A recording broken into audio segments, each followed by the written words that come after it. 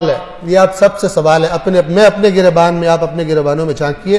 میں کہا کرتا ہوں، ایک مثال دیا کرتا ہوں، اگر کوئی آپ کا نان مسلم غیر مسلم دوست بنے اور کہے میں اسلام سے دلچسپی پیدا ہو گئی ہے میرے دل میں اور میں اسلام کو پڑھنا چاہتا ہوں، مجھے کوئی کتاب دو اسلام کو سمجھنے کے لیے، لیکن کتاب ایسی ہو کہ جس کو ہر فرقہ مانتا ہو، کیونکہ مجھے پتا چلا ہے کہ تم لوگ مسلمان فرقوں میں بیٹھے ہو، کتاب ایسی دو کہ جس کو ہر فرقہ مانتا ہو۔ آپ کون سی کتاب دیں گے؟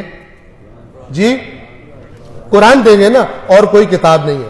اب توجہ سے سنیے، یہ دوسرا سوال، اگر وہ آپ سے پلٹ کر یہ سوال کرے کہ اسلام کو سمجھنے کے لیے جو کتاب تم نے مجھے دی ہے، تم نے بھی اسی کتاب کو پڑھ کر اسلام کو سمجھا ہے یا نہیں؟ آپ کیا جواب دیں گے؟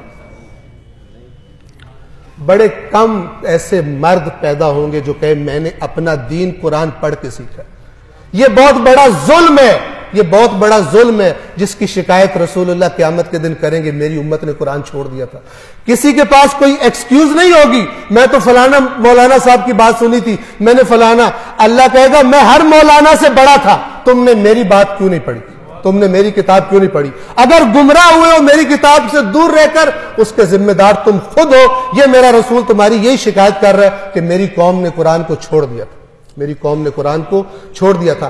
اگر یہ قوم قرآن پڑھنا شروع نہیں کرتی تو پھر اس قسم کے مسخرے اور بندر آ کر اس ممبر پر ناچیں گے، جس طرح رسول اللہ نے بتایا تھا کہ میرے ممبر پر بندر چڑھیں گے، اور یہ پیسے لے لے کر گمراہی اور شرک اور کفر اور 2 نمبر جنت کے ٹکٹ بیچیں گے، اور لوگ سمجھیں گے ہم جو کرپشن بھی کرتے رہے، خدا کی نافرمانیاں بھی کرتے رہے، ہماری جنت پکی ہے۔ یہ وہی بات ہے جو یہودیوں کا عقیدہ تھا، قرآن نے بتایا ہوا۔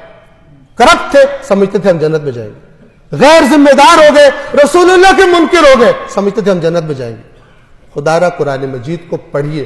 بسم اللہ الرحمن الرحیم، قل هو اللہ احد اللہ الصمد لم یلد ولم یولد ولم یکن له کفوا احد۔ صدق اللہ العلی العظیم۔ والسلام علیکم۔